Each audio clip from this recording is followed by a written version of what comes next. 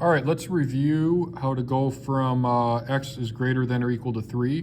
Graphing that, it's going to be a closed circle at 3, so we plot 3.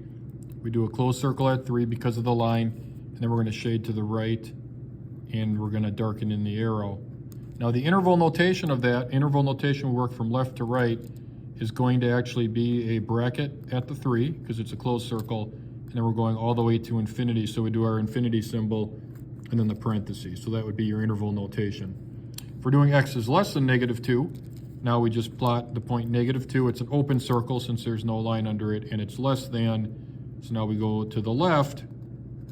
Now in interval notation, working from left to right, we go to -infinity to -2.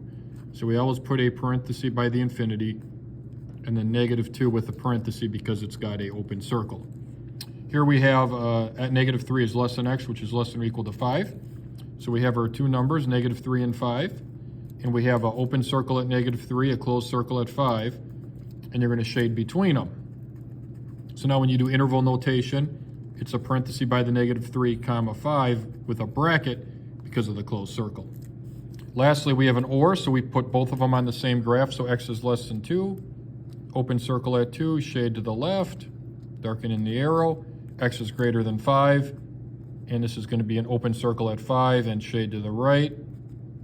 And the interval notation of this is you're going to have two parts to it. So we have -infinity to 2 with a parenthesis, and then we have 5 with a parenthesis to infinity.